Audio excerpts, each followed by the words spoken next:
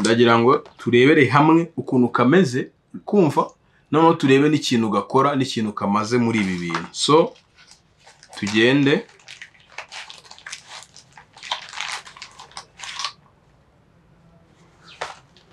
nuko kaza kameze iyo agashipinze bakita ala plates.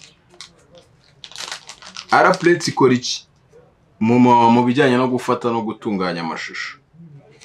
Ikintu ikora, urabona hari abantu utu n'utuvisi tugafunga byanga uratubona.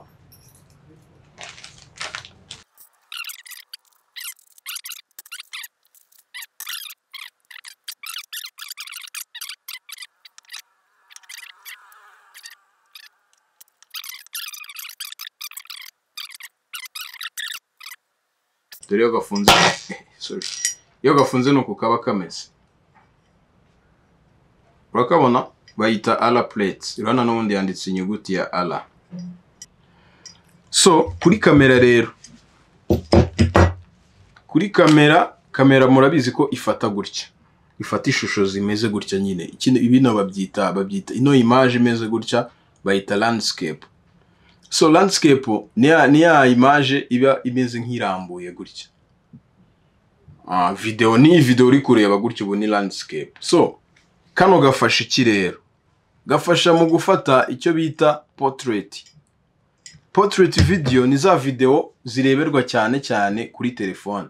Niyo batari kuri telefone ariko zikunda gupostingwa cyane kuri Instagram, TikTok, Twitter n'izindi.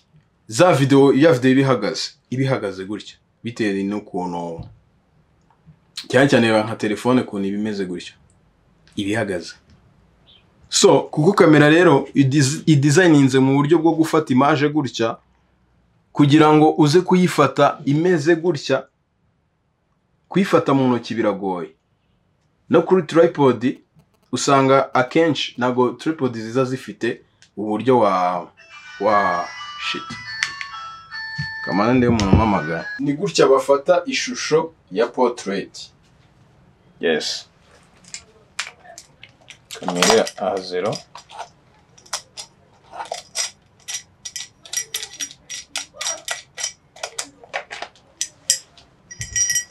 kuri trépied uko ubibona. Kuri trépied kamera ifungwaho gutya.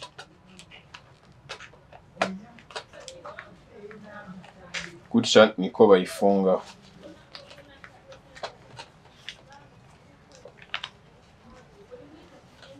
Igafungwaho gutya ugiye gufata image ya landscape, ishusho ya landscape imeze gutya. Nizo zikunda gukoreshwa yaba mu mafilme n'ibiganiro n'ibintu byinshi akunda gukoreshwamo.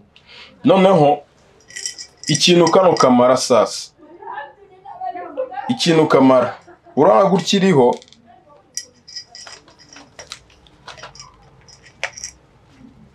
ushaka kuyifata gutya ntago wabona ahantu yifunga. Ntago bajya bategura ahantu yifunga ku ruhande, bashyira hano munsi gusa. Hano niho bashyira. So kuko bashyira hano munsi rero ufata image imeze gutya, kandi ushaka guhindura ugafata image imeze gutya, aka nicyo kahita kaza gukora. Bakita ala plate, nicyo kahita kaza gukora. So ucyo ukora ugafunga hano munsi, handi wari gufunga iyi niho ugafunga. Yangu urabibona hano.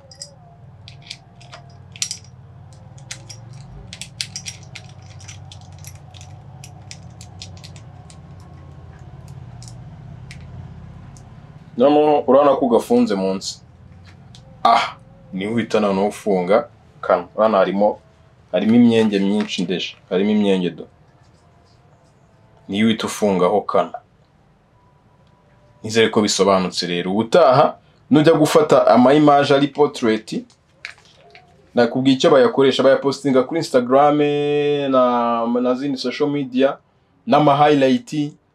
Twa tuntu uri burebere kuri phone, azi ko telefone ibihagaze, ni hano urebera rero. Uyifungaho hano.